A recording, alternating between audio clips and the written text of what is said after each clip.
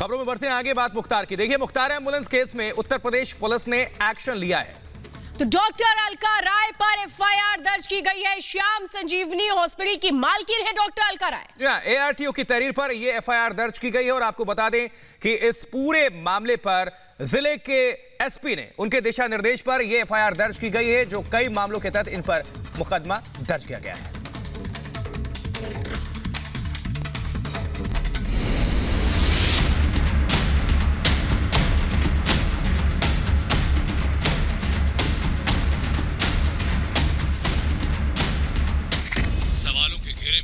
की एम्बुलेंस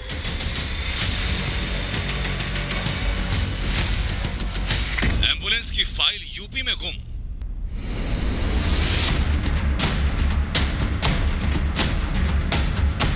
मुख्तार पर फर्जीवाड़े का मुकदमा दर्ज। मुख्तार की एम्बुलेंस का रहस्य सवालों के घेरे में है। मोहाली की अदालत में यूपी की नंबर प्लेट वाली जिस एम्बुलेंस से मुख्तार की पेशी हुई, उसका रिकॉर्ड बाराबंकी में दर्ज नहीं है। ना तो वो श्याम संजीवनी अस्पताल बाराबंकी में अब अस्तित्व में है और ना ही एम्बुलेंस की फाइल मिल रही है। जिस डॉक्टर अलका राय के नाम से एम्बुलेंस रजिस्टर्ड है, वो भी बाराबंकी के उस पते पर अब नहीं रह रही। बाराबंकी एआरटीओ के मुताबिक यूपी 4180 7171 नंबर की जिस एम्बुलेंस का इस्तेमाल मुख्तार अंसारी के लिए हुआ, उसकी साल 2015 में ही रजिस्ट्रेशन की मियाद खत्म हो चुकी है। एम्बुलेंस की फिटनेस भी साल 2017 में ही एक्सपायर हो चुकी, जबकि 20 जनवरी 2020 को इस गाड़ी के रिन्यूअल के लिए एक नोटिस भेजा गया, जिस पर कोई जवाब न आने के बाद अब गाड़ी को सीज करके कार्रवाई की जानी थी। डॉक्टर अलका राय ने मुख्तार को एम्बुलेंस दिए जाने से अपना पल्ला झाड़ दिया। बाराबंकी से मेरा दूर दूर से कोई नाता नहीं है और मुझे इसके बारे में कोई जानकारी नहीं है। मुख्तार के एम्बुलेंस वाले फर्जीवाड़े का मामला सामने आने के बाद बीजेपी ने सवाल उठाए।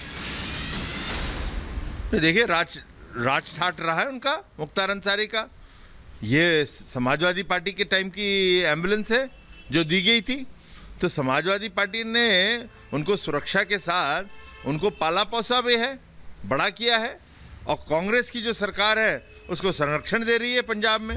जो यूपी का नंबर है जी, तो जी इस पर मैंने प्रमुख सचिव से बात की हूँ कि इसकी जांच होनी चाहिए, क्योंकि इसमें कुछ न कुछ ये लोग गेम खेल रहे हैं, एक गेम खेल रहा है व्यक्ति।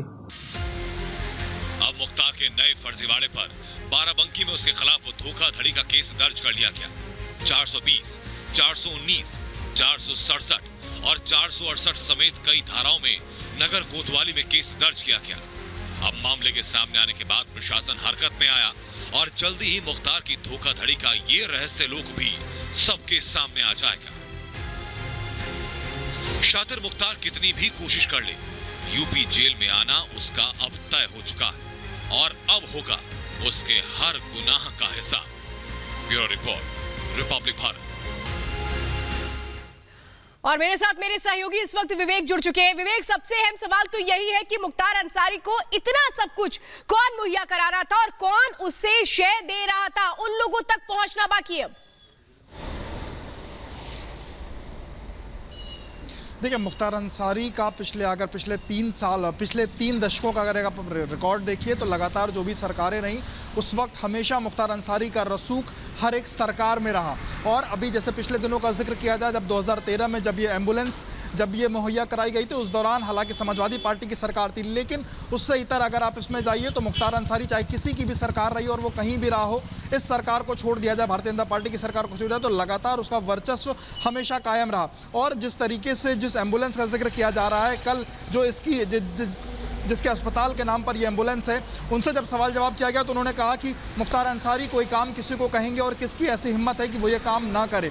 तो कहीं ना कहीं एक जो भय का माहौल, एक जो डर का माहौल है, उससे कहीं ना कहीं जो तमाम लोग हैं उत्तर प्रदेश में या पूरे देश में कहा जाए कि जहाँ भी मुख्तार अंसारी का एक तरीके से सिक्का चलता है, वहाँ पर लोग उसके नाम से, उसके भय से कहीं ना कहीं उसका जो काम एक तरीके से करते रहते थे। लेकिन जो बड़ी चीज़ ये आज की जो तफ्तीश में जो चीज़ें निकल के सामने आई, क्योंकि कल तक निश्चित तौर पर जिन लोगों की भी संलिप्तता है उनका नपना तो तय है और एक्शन जारी है, लगातार हम देख भी पा रहे हैं। विवेक, आप हमारे साथ बने रहे। इस बीच रिपब्लिक भारत ने बाराबंकी के एसपी से बातचीत की, क्या कुछ कहा, वहां के एसपी ने, आपको हम सुनवाते हैं।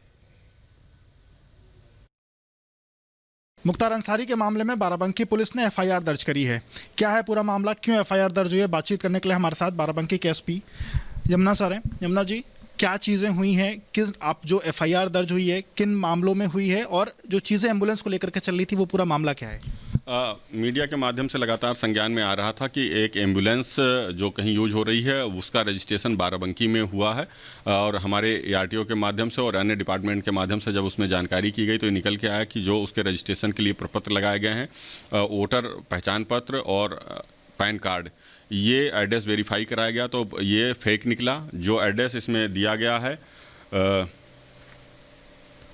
रफ़ी नगर मकान संख्या 56, वो वहाँ पे स्थित नहीं है और उस एड्रेस पे ये बने हुए हैं, इसलिए ये सारे डॉक्यूमेंट्स फेक पाए गए हैं। इसके आधार पे ये मुकदमा 419, 20, 67, 68, 71 के तहत दर्ज किया गया है। और इसमें जो मुख्य जिसका नाम था वो डॉक्टर अलका राय हैं, जिनके नाम से ये डॉक्यूमेंट्स यूज हुए हैं, उनके नाम से दर्ज किया गया है। अन्य जितने बनाने वाले लोग हैं, जिन लोगों ने इसको बनाने में सहयोग किया, फेक डॉक्यूमेंट तैयार करने में सहयोग किया, और अन्य लोग का नाम संज्ञान में आया क्या सर? ऐसे सारे लोगों पे हमारा इन्वेस्टिगेशन जारी है। अन्य सभी लोगों पे विधिक कार्रवाई होगी। जो भी इसमें शामिल रहे हैं और संलिप्त रहे हैं उन सभी पे प्रभावी कार्रवाई की जाएगी। एक दिन पहले तक हो रहा था कि डॉक्यूमेंट्स नहीं मिल पा रहे हैं, फिर अभी डॉक्यूमेंट्स मिले हैं, तो उन डॉक्यूमेंट्स में क्या आधार है, क्या चीज़ें उनके डॉक्यूमेंट्स जो उपलब्ध कराए गए हैं आरटीओ के माध्यम से, उनमें सारे डॉक्यूमेंट्स लगे हुए हैं। हॉस्पिटल्स के डॉक्यूमेंट्स हैं और उसके बाद इसमें वोटर आई कार्ड लगा हुआ है, पैन कार्ड लगा हुआ है। वो वोटर आई कार्ड और पैन कार्ड का जो वेरिफिकेशन कराया गया तो रफ़ी नगर मकान नंबर 56 के उस पर बना हुआ ये वोटर आई कार्ड है। उसको जब वेरीफाई कराया गया, लोकल स्तर से वेरीफाई कराया गया तो वो पाया गया कि वो फेक है, वो मकान एग्जिस्ट ही नहीं कर रहा है। इस आधार पे ये फेक डॉक्यूमेंट तैयार किए गए थे। क्या सर, क्योंकि शुरुआती तौर पे ये चीज़ें सामने आई थी कि कोई एक अस्पताल भी था, क्या अस्पताल के बारे में कोई जानकारी मिल पाई? अभी तक नहीं मिल पाई। नहीं, जो अस्पताल था वो मऊ का ही उसमें एड्रेस लगा हुआ है, उसको भी वेरीफाई कराया जा रहा है। उसमें मऊ के एड्रेस का अस्पताल लगा हुआ है। क्या मुख्तार के कुछ और लोग इसमें अभी शामिल हैं, कुछ किसी और का नाम अभी पहलुओं पे जांच की जा रही है। इसमें जितने भी लोग इसको तैयार कराने में, फेक डॉक्यूमेंट तैयार कराने में या फेक चीज़ें तैयार कराने में शामिल हैं, उन सभी के खिलाफ कार्रवाइयाँ की जाएंगी।